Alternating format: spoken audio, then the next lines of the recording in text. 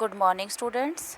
आज हम पढ़ेंगे पाठ 8 कन्यादान, जिसके लेखक हैं ऋतुराज। ऋतुराज का जन्म 1940 में भरतपुर में हुआ। राजस्थान विश्वविद्यालय जयपुर से उन्होंने अंग्रेजी में एमए किया। 40 वर्षों तक अंग्रेजी साहित्य के अध्यापन के बाद अब सेवानिवृत्ति लेकर वे जयपुर में रहते हैं। मुख्य धारा से अलग समाज के हाशिए के लोगों की चिंताओं को ऋतुराज ने अपने लेखन का विषय बनाया है। उनकी कविताओं में दैनिक जीवन के अनुभव का यथार्थ है और वे अपने आसपास रोज़मर्रा में घटित होने वाले सामाजिक शोषण, विडंबनाओं पर नज़र डालते हैं। यही कारण है कि उनकी भाषा अपने परिवेश और लोक जीवन से जुड़ी हुई है। कन्यादान कविता में माँ बेटी को स्त्री के परंपरागत आदर्श रूप से हटकर सीख दे रही है। कवि का मानना है कि समाज व्यवस्था द्वारा स्त्रियों के लिए आचरण संबंधी जो प्रतिमान गढ़ लिए जाते हैं वे आदर्श के मुलम्मे में बंधन होते हैं। वो आदर्श के रूप में बंधन होते हैं। कोमलता के गौरव में कमजोरी का उपहास छिपा रहता है। लड़की जैसा ना दिखाई देने में इसी आदर्शीकरण का प्रतिकार है। बेटी माँ के सबसे निकट और उसके सुख दुख की साथी होती है। इसी कारण उसे अंतिम पूंजी कहा गया है। कविता में कोरी भावुकता नहीं बल्कि माँ के संचित अनुभवों की पीड़ा की प्रामाणिकता है। इस छोटी सी कविता में स्त्री जीवन के प्रति ऋतुराज जी की गहरी संवेदनशीलता अभिव्यक्त हुई है। तो पढ़ते हैं कविता कन्यादान। कितना प्रामाणिक था उसका दुख लड़की को दान में देते वक्त, जैसे वही उसकी अंतिम पूंजी हो। लड़की अभी सयानी नहीं थी, अभी इतनी भोली सरल थी कि उसे सुख का आभास तो होता था लेकिन दुख बाँचना नहीं आता था। पाठिका थी वह धुंधले प्रकाश की, कुछ तुकों और कुछ लयबद्ध पंक्तियों की। प्रामाणिक का अर्थ है स्वाभाविक, पूंजी का अर्थ है धन, सयानी का अर्थ है समझदार, आभास प्रतीत होना, बाँचना होता है पढ़ना, समझना, पाठिका समझने वाली, लयबद्ध है लय में बंधी हुई। कितना प्रामाणिक था उसका दुख। तो कवि ने कन्या विवाह के बाद बेटी को उसकी ससुराल भेजते समय माँ के दुख को चित्रित किया है। माँ के दुख को बताया है कि जब वह अपनी बेटी को ससुराल भेजती है तो उसका दुख कितना बड़ा है, कितना प्रामाणिक था, कि कितना स्वाभाविक था उसका दुख जब वह अपनी लड़की को दान में दे रही थी, जब वह कन्यादान कर रही थी, जैसे वही उसकी अंतिम पूंजी हो। माँ को आभास होता है कि उसने अपनी बची पूंजी को दान कर दिया है। बची हुई पूंजी मतलब अंतिम पूंजी, कि बेटी माँ के लिए सब कुछ थी। तो जैसे वही उसकी अंतिम पूंजी हो। लड़की अभी सयानी नहीं थी। माँ को आभास होता है कि उसने अपनी बची हुई पूंजी को दान में दे दिया है। उसके पास अब कुछ भी नहीं बचा है जिसे अपना समझ सके, क्योंकि बेटी उसके लिए सब कुछ थी। लड़की अभी सयानी नहीं थी। उसके मन में अपने आप ही ऐसे विचार फूट पड़ते हैं कि उसकी बेटी अभी सयानी नहीं हुई है, क्योंकि बच्चा कितना ही बड़ा हो जाए माँ बाप के लिए हमेशा वो बच्चा ही रहता है। तो ऐसे ही एक माँ के मन में भी विचार फूटते हैं उसके बेटी के विवाह के समय कि बेटी अभी इतनी सयानी नहीं हुई है, इतनी समझदार। सयानी का अर्थ है कि समझदार, इतनी उसे समाज के सुख दुख का इतना आभास नहीं है, कि दुनियादारी के बारे में अभी इतना नहीं पता है, कि लड़की अभी इतनी सयानी नहीं हुई है।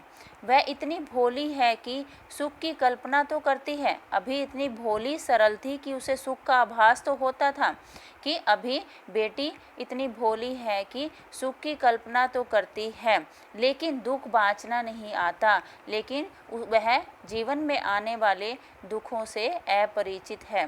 पाठिका थी वह धुंधले प्रकाश की। पाठिका मतलब समझने वाली, कि जीवन में जो दुख आने वाले हैं उसको वो नहीं समझ पा रही थी। वो दुख जो है वो अस्पष्ट है उसके लिए, कि जीवन में आने वाले दुखों से वह अपरिचित है। धुंधला प्रकाश है कि वह उन दुखों से अपरिचित है। कुछ तुकों और कुछ लयबद्ध पंक्तियों की, कि वह आने वाले दुखों को कैसे सहन कर सकेगी।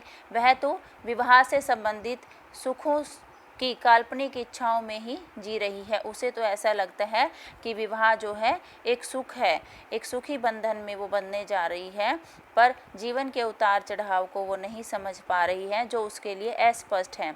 वो तुकों और लयबद्ध पंक्तियों को सरलता से, सहजता से पढ़ना जानती है, कि जीवन के दुखों को समझने में वो असमर्थ है। अतः बेटी ससुराल में कठिनाइयों से परिचित नहीं थी, वह केवल सुख की ही कल्पना कर रही थी, क्योंकि वह अभी माता पिता के सानिध्य में ही सुख और चैन से उसने जीवन जिया है।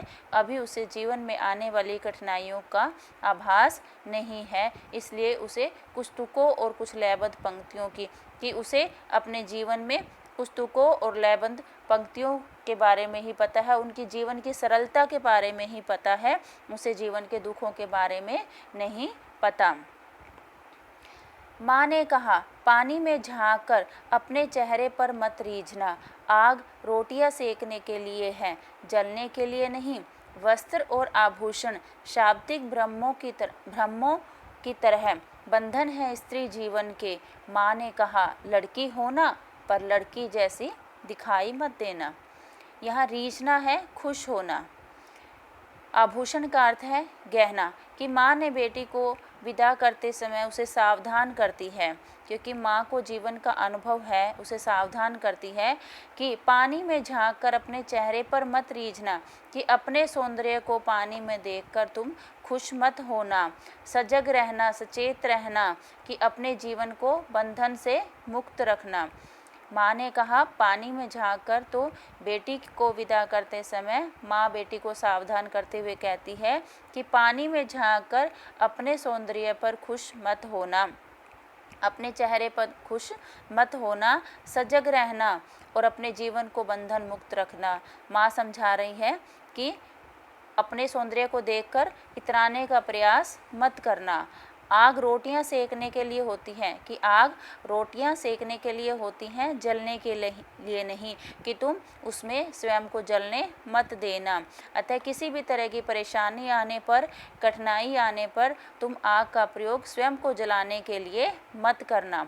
वस्त्र और आभूषण शाब्दिक भ्रमों की तरह बंधन है स्त्री जीवन के, कि किसी भी तरह की तुम्हारे जीवन में परेशानी आए तो स्वयं को मत जलने देना, और जब मुसीबतों का डटकर सामना करना। यहाँ शाब्दिक भ्रम क्या है? जैसे कोई किसी की प्रशंसा कर देता है तो वो खुश हो जाता है सामने वाला, इसी तरह से शाब्दिक भ्रम ही की तरह प्रशंसात्मक शब्दों की तरह वस्त्रों और आभूषणों के भ्रम में मत पड़ना, कि कोई तुम्हारी प्रशंसा करता है तो तुम वस्त्र और आभूषणों के भ्रम में, धोखे में मत पड़ना। हमेशा सजग रहना, सचेत रहना, कि जो तुम्हारी कोई प्रशंसा करता है।